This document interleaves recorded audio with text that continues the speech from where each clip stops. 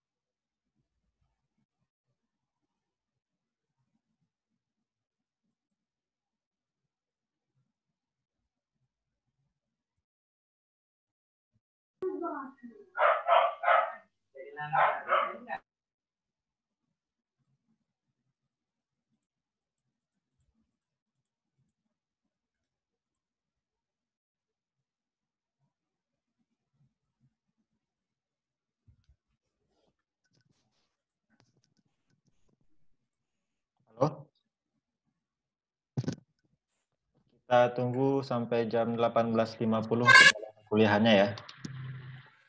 Oke, Pak.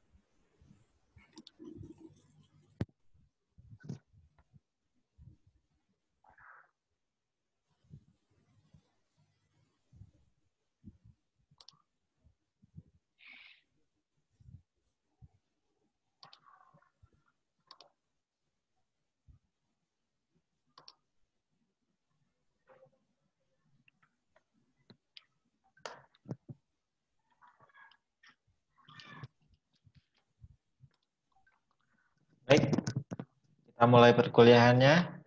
Assalamualaikum warahmatullahi wabarakatuh. Waalaikumsalam warahmatullahi wabarakatuh. Waalaikumsalam. Selamat malam, selamat datang di Malam, Keluarga Pak. Besar Politeknik Negeri Batam. Ya, saya ucapkan selamat untuk kalian semua yang telah mengubah statusnya ya dari seorang siswa menjadi mahasiswa. Ya, selamat untuk kalian semua. Di sini Dari? kita perkuliahan pada mata kuliah dasar pemrograman di program studi Teknik Elektronika jurusan Teknik Elektro. Ya.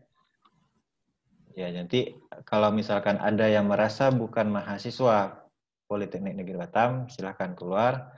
Jika bukan mahasiswa elektronika, bukan mahasiswa dasar elektronika, silahkan keluar. Ya. Karena di sini kita fokus pembelajaran dasar pemrograman untuk program studi Teknik Elektronika. Oke. Baik, kita mulai perkuliahan pada hari ini. Sebelum kita masuk perkuliahan, apakah suara saya bisa didengar secara jelas? Jelas, Pak. Jelas, Pak. Jelas ya? Pak. Jelas. Jelas, Pak. Kalau sudah jelas, kita mulai perkuliahannya. Sebelum masuk perkuliahan, ada baiknya kita perkenalan diri dulu, terutama bagi saya sebagai dosen pengampu mata kuliah dasar pemrograman. Ya, perkenalkan, saya share screen aja ya, biar kalian tidak perlu pusing-pusing. Oke, perkenalkan untuk nama saya.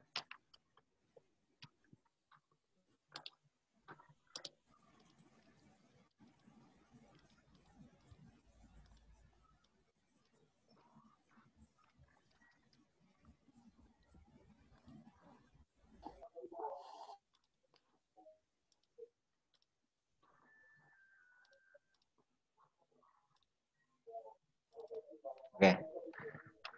Nama Adlian Jefiza.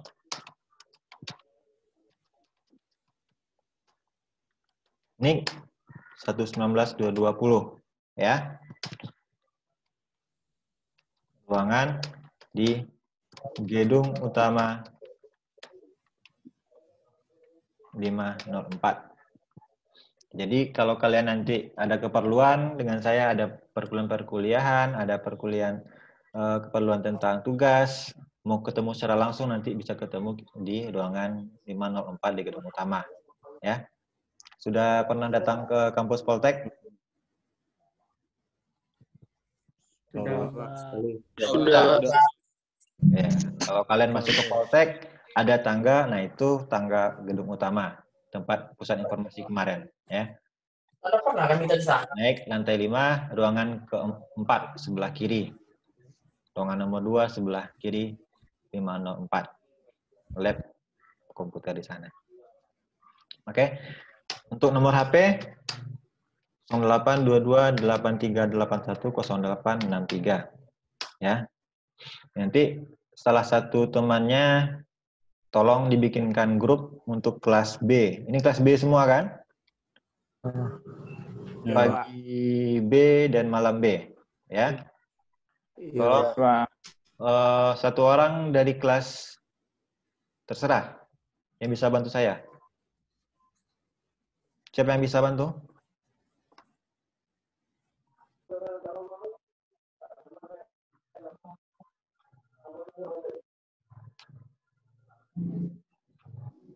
Siapa yang bisa bantu saya untuk membuatkan grup? Teman-temannya? Saya, Pak. Nah, siapa itu yang bilang saya? Saya, Pak. Namanya? Dia Ayu. Dia Ayu ya? Oke. Iya, Pak.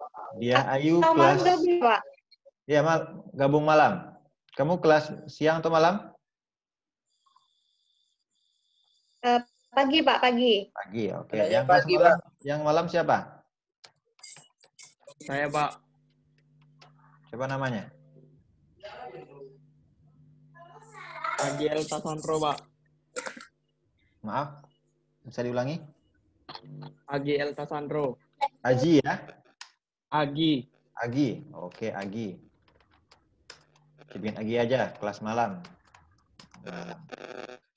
Oke, jadi untuk sementara saya pegang 2 nama orang ini, nanti tolong hubungi saya di WA untuk informasi-informasi mungkin nanti akan saya sampaikan ke 2 orang ini dulu, nanti akan dibikinkan grup untuk kelas kita. Oke? Cukup perkenalan. Oke, Pak. Ada yang mau ditanyakan tentang perkenalan dulu? Panggilan Bapak apa, Pak? Ya, panggilan Bapak Adlian aja lah. Karena dari kecil dipanggil itu. Belum diganti. Oke, Pak. Ya. Nah, itu untuk perkenalan dari saya. Nah, seharusnya dalam perkuliahan tatap muka di kampus, saya tuh harus tahu basic kalian itu apa, ya. Apakah kalian ini berasal dari SMA, dari SMK, dari MAN, ya. Jadi nanti, tolong nanti di grup yang akan dibikin oleh teman kamu nanti, tolong dibikin grup dan diperkenalkan diri kalian masing-masing. Ya. Jadi nanti untuk perkenalan kalian, atau kalian sesama kalian sudah pada kenal? Atau belum kenal ya? Belum. Belum, Pak. Belum. Terlalu, Pak. Bagaimana nih mahasiswa? Masa mahasiswa teman sangkatan nggak kenal? Kenalin aja, Pak. Atau kurang ospek kalian nih? Mau di ospek lagi? Mau di ospek ikat pinggang nggak? Jangan apa. Ikat pinggangnya mana? Jangan apa. Nanti minta maaf, Pak. Ada pakai ikat pinggang nggak kalian? Nanti minta maaf ke rumah, Pak. Adalah, Pak. Minta maaf ke rumah. Oke. Nah, nanti perkenalannya, saya pengen tahu nama NIM itu pasti, Alum.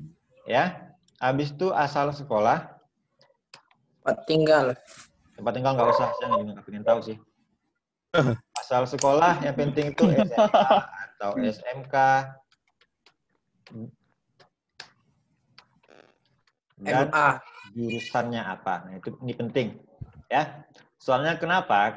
Kalau kalian memang punya basic SMK, ya, punya basic SMK, otomatis perkuliahan di penjurusan vokasional ini akan lebih bisa kalian pahami jika dibandingkan dengan yang berasal dari SMA, ya. SMA. Ya, Pak. Juga nanti apabila kalian berasal dari SMA, apalagi yang dari IPS. Ini ada yang dari IPS nggak? Ada Nggak, yang Pak. dari IPS nggak ada ya? IPA, Pak. Ya, IPA, kalau Pak. IPA, Pak. Kalau IPA masih bisa lah nanti kita belajarnya. Atau ada yang dari Ya, Pak. akuntansi, SMA-nya, SMK akuntansi, SMK Tata Boga, nggak ada ya? Nggak ada, Pak. Pak. Oke. Jadi nanti tolong dia, Ayu dan Agi berdua bikin satu buah grup, input teman-temannya ke grup tersebut. Satu grup aja ya. Jadi satu grup isinya kelas B malam dan B pagi. Oke? Siap, Pak. Baik, cukup segitu dulu untuk perkenalan antara mahasiswa dan dosennya.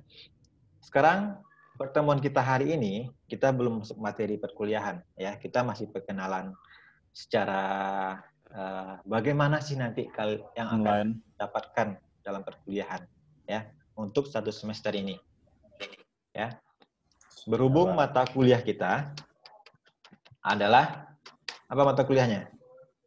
Dasar pemrograman. Dasar Pemrograman. Wah, ini mata kuliah paling gampang bagi kalian nih sepertinya. Tidak, Pak.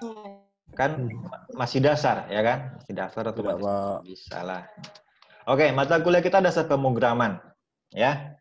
Mata kuliah terbagi menjadi 2, teori dan praktikum. Ya.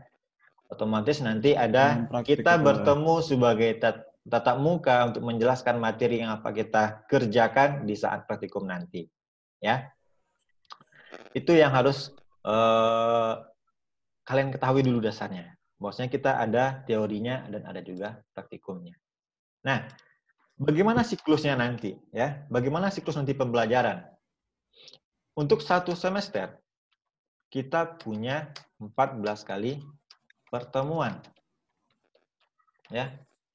Berarti 14 kali pertemuan itu terdiri dari 14 kali teori dan 14 kali praktikum. Ya. 14 kali teori dan 14 kali praktikum. Nah, karena ada dua, maka nanti kita akan melaksanakan perkuliahan baik itu secara langsung tatap muka dan juga praktikumnya nanti. Nah, sebelum masuk ke siklus pembelajarannya bagaimana, saya jelaskan dulu. 14 pertemuan ini terbagi menjadi 2, 7 pertemuan awal dan 7 pertemuan setelah UTS. Karena di antara 7 ini ada namanya UTS dan UAS.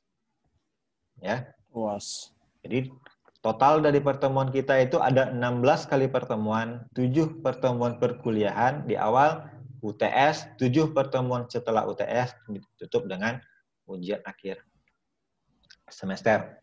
Ujian akhir semester ya, bukan ujian akhir sekolah lagi. Kalian kan generasi corona. Ya. Gawat. Oke. 7 pertemuan awal ditambah UTS, 7 pertemuan setelah UTS ditutup dengan UAS. Ya. Bagaimana siklus pertemuan kita yang 7 pertemuan awal dan 7 pertemuan setelah UTS? Pertemuan ini dibagi menjadi sinkron, asinkron, dan asinkron. Udah pada tahu kan? Yang sinkron dan asinkron? Udah ya? Nah, apa yang akan kita sinkronkan?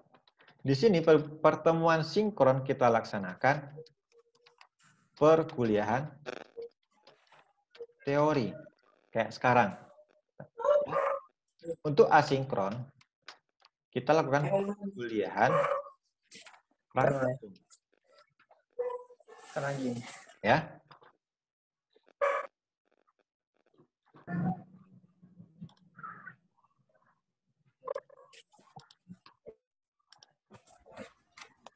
Oke. Nah, itu untuk ke-14 kali pertemuannya. Otomatis nanti kita ada pertemuan sinkron dan asinkron yang dibagi menjadi pertemuan sinkron untuk teori, pertemuan asinkron untuk praktikum. Ya. Otomatis dalam 14 kali pertemuan kita akan melaksanakan kedua-duanya. Jadi tidak ada lagi alasan bahwasanya kita tidak melaksanakan praktikum karena kita tidak melaksanakannya secara tatap muka. Ya. Nah, itu untuk ke-14 kali pertemuannya. Nah, sebelum kita masuk ke dalam mekanisme pelaksanaannya nanti, ya.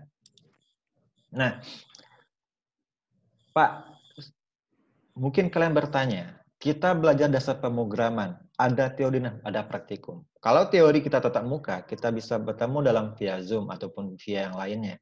Bagaimana dengan praktikum, Pak? Ya. Selama praktikum nantinya tetap kalian melaksanakan praktikum di rumah. Ya. Ini tetap di rumah.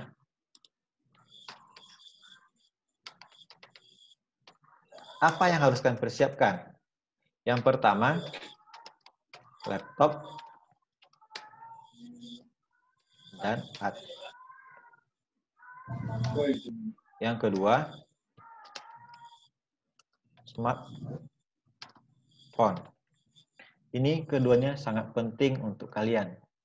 Ya, sangat penting untuk dasar pemrograman. Ya. Karena pemrograman memang membutuhkan media laptop ataupun smartphone dalam memberikan inputkan pemrogramannya. Nah, di sini semuanya apakah sudah punya laptop? Ada yang belum punya laptop? Sudah, Pak. Sudah, Pak. Sudah, Pak. Ya, Pak. Udah. Udah semuanya Belum, Pak. semuanya udah punya laptop ya? Udah, Pak. Belum, Pak. Belum. Ada yang belum, Pak. Kalau yang belum coba Ada di yang chat Pak. di langsung di chat ya. Coba klik chat terus namanya yang belum. Ya, saya mau lihat siapa yang belum. Dani Yelsia.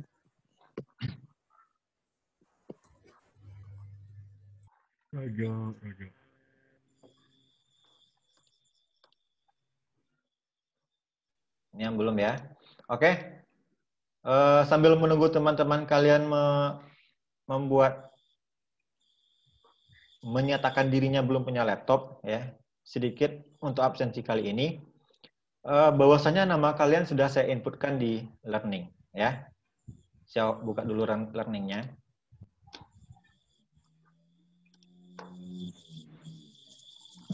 Nah, ini tampilan learning kita. Mata kuliah kita dasar pemrograman. Ya, silakan dibuka. Nah, di sini ada absensi yang harus kalian isi sampai nanti jam 8:30. Ya, absensi pertemuan pertama untuk kelas SB1 dan NB1. SB1 berarti siang, M berarti malam. Silakan diklik, nanti akan muncul tombol untuk absensi dari grup masing-masing. Ini grupnya, silakan diklik. Nanti akan muncul nama yang harus kalian isi. Sesuai namanya. Ya.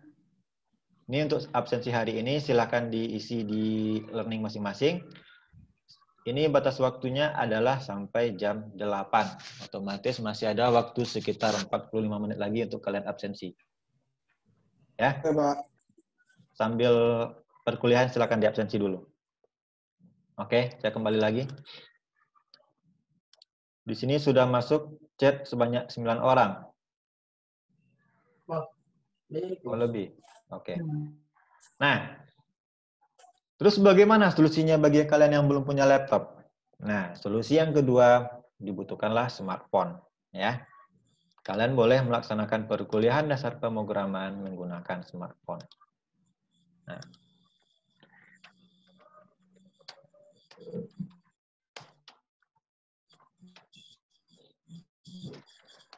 aplikasi yang kita gunakan untuk laptop ini harus kalian selesaikan dalam 1 minggu ini, yaitu aplikasi CodeBlock. Aplikasi ini harus terinstall di laptop kalian untuk pemrograman kita. Untuk smartphone boleh menggunakan CPP Droid. Ya. Jadi aplikasi yang kita gunakan untuk perkuliahan dasar pemrograman yang pertama untuk penggunaan laptop boleh menggunakan CodeBlock, untuk smartphone boleh menggunakan CPP Android. Ini 2 aplikasi ini yang kita gunakan untuk pemrograman. Ya. Untuk linknya boleh dilihat di learning. Kalau mau belajar penggunaannya sudah diberikan di grup learning tersebut. Nah, silakan dilihat nanti di pertemuan 15 September sampai 21. Ini ada cara install CPP Android, Dunia.com untuk bagaimana menginstal CodeBlock. Ini 2 tutorial yang bisa kalian gunakan untuk mempelajari menginstal aplikasi untuk pemrograman. Sampai di sini yang ditanyakan?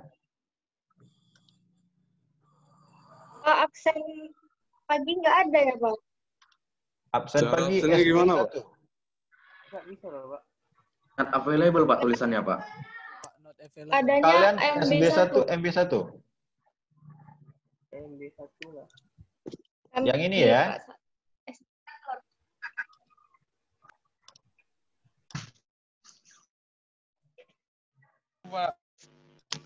Yang ini ya, yang absensi pertama ini, bukan yang di atas. Ini Iya, S1, Pak. ini SB. Nggak bisa diklik, Pak. Iya, nggak bisa. Tulisannya Bisa diklik, Pak. not available, Pak. Nggak bisa diklik, Pak. Ada, Pak. Nggak bisa. Oke, kalau gitu nanti saya coba perbaiki dulu ya. Nanti saya kabarkan lagi. Sekarang kita coba perkuliahan. Ya. Ya, Pak. Kita lanjutkan lagi pembahasan tentang perkuliahannya. Oke, untuk sampai di sini untuk mekanisme perkuliahan sudah paham? Sudah, Pak. Sudah, Pak. Oke, itu untuk yang penggunaan laptop dan smartphone. Nah, jadi nanti tugas untuk minggu depan laptop kalian harus sudah terinstall CodeBlock dan smartphone juga terinstall CPP Android. Ya, untuk penggunaannya silakan cari tutorial di internet sebanyak-banyak mungkin. Silakan pelajari secara mandiri karena kalian sudah menjadi mahasiswa, otomatis kalian sudah berhak untuk mencari materi sebanyak-banyaknya tanpa panduan dari dosen. Ya. Tadi harus ada apa, Pak? Nih, lihat di layarnya.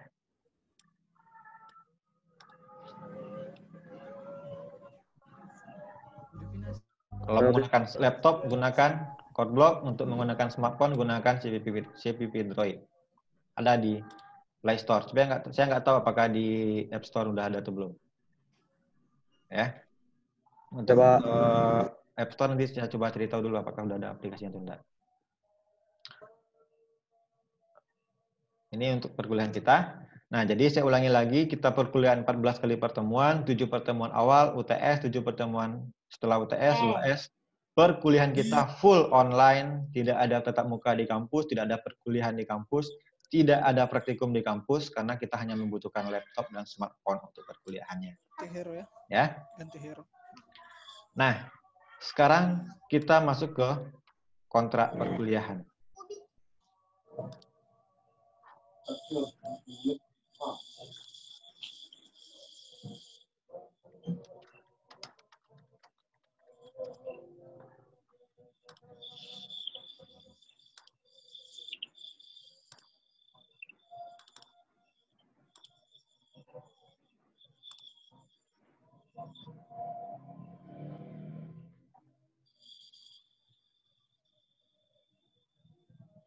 Sebentar, saya carikan dulu.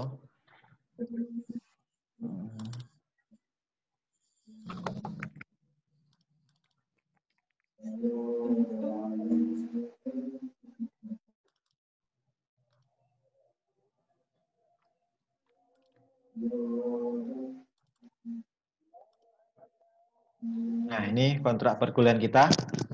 Kontrak perkuliahan ini kita menjelaskan apa saja yang akan kalian peroleh nantinya untuk 1 semester ke depan. apa saja yang harus kalian lakukan satu semester ke depan, apa saja syarat yang harus kalian penuhi untuk satu semester ke depan di mata kuliah dasar pemrograman. Ya. Program studi teknik elektronika, mata kuliah dasar pemrograman, EL 102, SKS-nya 3 SKS. Ini tahun 2020-2021. Dosen pengampu dan pengajar saya sendiri, Adlian Jafiza. Nah, deskripsi mata kuliah ini membekali mahasiswa untuk pengetahuan dasar-dasar pemrograman C. Jadi kita di sini menggunakan bahasa C. Pada sistem operasi Windows diawali dengan pengenalan main program, variabel, tipe data, keyword, operator, penggunaan skripsi dengan fungsi-fungsi khusus seperti if else, switch case, while, do while, break, continue, dan lain sebagainya. Mata kuliah ini juga membahas algoritma dan logika menyelesaikan masalah atau kasus dalam pembuatan aplikasi program C. Menggunakan konsep-konsep pemrograman seperti fungsi, array, string, pointer, struktur, dan input-output file. Nah, sekarang apa capaian pembelajaran kalian? Capaian pembelajaran kalian adalah nantinya mahasiswa tersebut harus mampu menggunakan dan memahami alur skripsi dalam sebuah program. Ya. Jadi nantinya kalian diharapkan bisa memahami dan menggunakan alur skripsi bahasa C dalam sebuah pemrograman. Ya. Bagaimana sebuah program itu bisa bekerja, algoritmanya, sistemnya harus bisa kalian jabarkan. Oh, ini menggunakan alur seperti ini. Tujuannya untuk ini. Ya, itu harus kalian bisa nanti pahami setelah perkuliahan kita di dasar pemrograman. Nah, terus apa capaian khususnya? Ini lebih spesifik yang akan kalian peroleh nantinya. Yang pertama, mampu membuat program dengan aplikasi pemrograman bahasa C. Yang kedua, mampu membuat diagram alir menggunakan simbol atau bentuk yang relevan dengan fungsinya. Mampu menggunakan variabel dan keyword pada standar bahasa C. Mampu menggunakan sintak if else, switch case pada program pemilihan ataupun seleksi di dalam program. Mahasiswa mampu menggunakan sintak for, while, dan do while pada proses pengulangan di dalam program. Mampu membuat aplikasi program C menggunakan konsep fungsi, mampu membuat aplikasi pemrograman C menggunakan konsep array, lanjut string, pointer, struktur, dan diakhiri dengan input-output file. Ya. Jadi di sini ada 11 poin yang harus kalian kuasai. Ya, ada 11 poin yang harus kalian kuasai pada perkuliahan kali ini. Nah, semuanya ini adalah bagian dari dasar-dasar dari pemrograman. Ya. Nah, lanjut strategi perkuliahan. Strategi perkuliahan sudah saya gambarkan di awal tadi. Kita mempunyai 14 kali pertemuan, di antaranya ceramah, observasi dan praktikum sebanyak 10 kali pertemuan dan 4 kali blended. Ini seharusnya. Tapi karena kita di kondisi sekarang, maka semua pertemuan otomatis ini sebanyak 14 kali pertemuan kita laksanakan secara online. Ya. Praktikum dilakukan secara perorangan. Ya. UTS berupa teori pilihan ganda yang diambil dari 7 pertemuan awal. UAS dilakukan untuk pertemuan terakhir yang diambil dari 7 pertemuan antara UTS dan UAS. Nah, jadi 7 pertemuan awal akan diujikan pada UTS, 7 pertemuan setelah UTS akan diujikan di akhir. Nah, 7 pertemuan di awal akan diujiankan dalam bentuk pilihan ganda, sedangkan untuk UAS bisa jadi nanti ujiannya berupa membuat sebuah program sederhana ataupun menganalisa sebuah pemrograman. Ya. Berbuat curang saat UTS dan UAS, maka nilainya akan langsung 0. Jadi copy paste program itu tidak dibolehkan. share program itu tidak dibolehkan. Karena di sini algoritma pemrograman adalah bagaimana kalian menurunkan sebuah program. Bagaimana kalian memecahkan sebuah permasalahan dalam bentuk algoritma sederhana. Nanti akan kita pelajari bagaimana itu ini maksud dengan algoritma pemrograman. Ya. Untuk tugas, laporan hasil praktikum yang membuat latar belakang masalah berdasarkan pokok bahasan algoritma pemrograman, serta hasil akhir dan analisa permasalahan dari programnya untuk mendapatkan penilaian pencapaian mahasiswa. Nah, bagi saya, poin penting dari laporan praktikum yang kalian lakukan setiap minggunya adalah bagian analisa permasalahan. Ya, setiap kalian boleh menggunakan program yang sama, tetapi analisanya harus berbeda setiap manusia. Karena analisa tersebut, bagaimana kalian menurunkan sebuah program, bagaimana kalian menalarkan sebuah permasalahan, antara si A dan si B pasti punya penalaran yang berbeda-beda. Nah, itu harus menjadi poin penilaian penting dari setiap laporan praktikum. Ya. Yang kedua, tugas praktikum dilakukan memberikan sebuah contoh kasus dan mahasiswa membuat aplikasi sederhana serta penjelasan program dari kasus tersebut. Ya, nanti akan saya berikan kalian sebuah permasalahan program, pecahkanlah permasalahan tersebut, cari kesalahannya di mana, ya. Dari kesalahan tersebut buatlah sebuah analisa sederhana dari permasalahan yang telah kalian pecahkan. Ya. UTS berganda, UAS berupa program sederhana. Sampai di sini ada pertanyaan?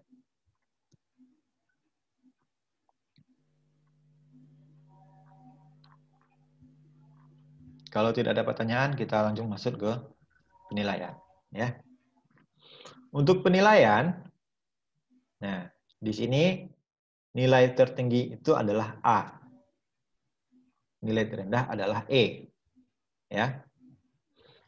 Untuk mendapatkan nilai A, nilai kalian itu harus mendapatkan sebesar 85. Ya.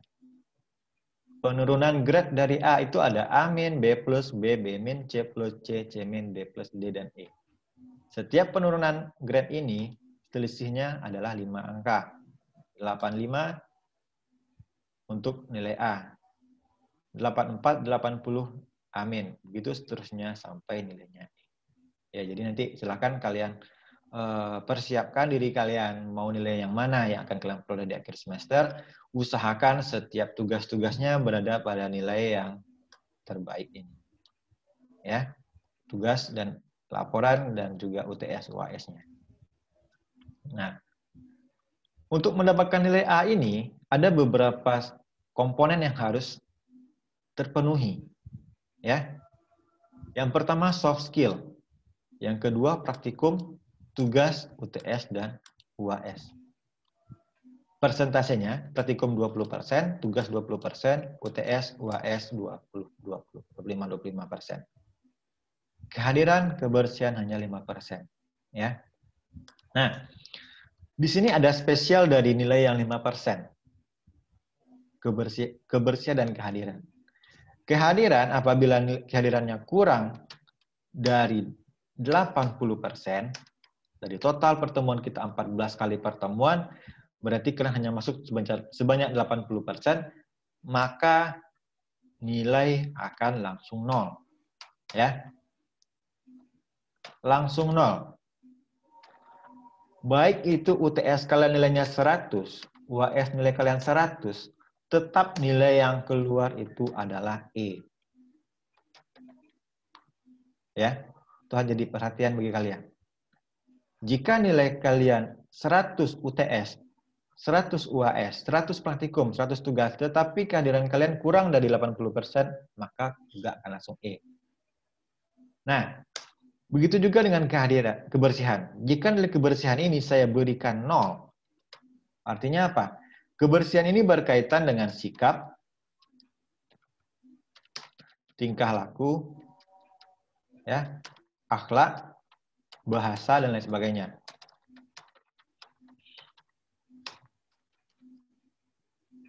Jika nilai kebersihan ini saya berikan 0, nilai yang lainnya juga akan menjadi E.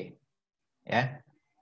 Jadi, harap diperhatikan, kedua aspek ini hanya 5%, tetapi kedua aspek ini akan mempengaruhi nilai-nilai yang lainnya. Ya. Jadi, yang dua ini harus kalian perhatikan dalam perkuliahan nanti. Bagaimana cara bersikap, bagaimana keadaan kalian. Paham? Paham ya? Paham, Pak. Paham, Pak. Untuk komponennya seperti ini, nanti akan saya sudah bisa kalian akses di learning. Silakan lihat learning, ada yang namanya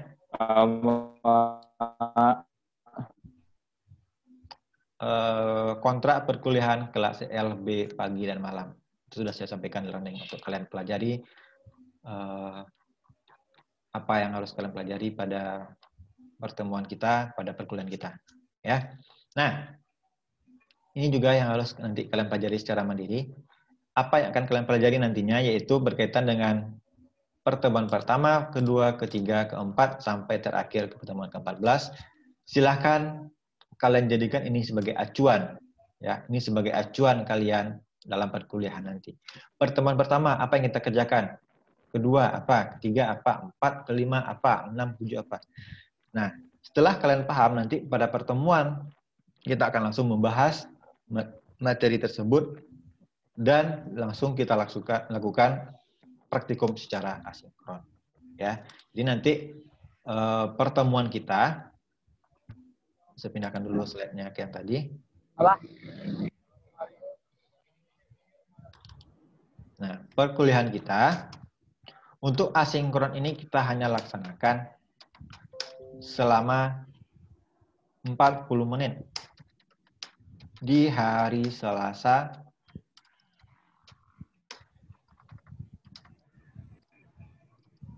setiap Selasa jam 18.45. Itu kelas B pagi dan malam. Ya. Untuk asinkron praktikum dilaksanakan selama 1 minggu. Berarti mulai dari Selasa jam 18.45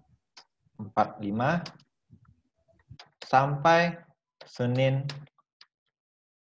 sampai Selasa minggunya satu lagi jam 12.00 siang. Ya. Jadi kalian punya waktu selama 1 minggu untuk mengerjakan praktikumnya selama 1 minggu. Ya. Nah, output dari praktikum itu apa? Yaitu laporan praktikum mandiri secara individu. Jadi setiap orang harus memberikan laporan masing-masing. Ya, setiap kalian harus memberikan laporan masing-masing. Tolong yang 2 orang tadi, Diah, Ayu, dan Agi, tolong WA saya sebentar. Sepertinya ini time limitnya sudah hampir habis. Biar setelah ini saya bukakan room baru untuk pertemuan kita. Tolong di WA saya sebentar. Diah, Ayu.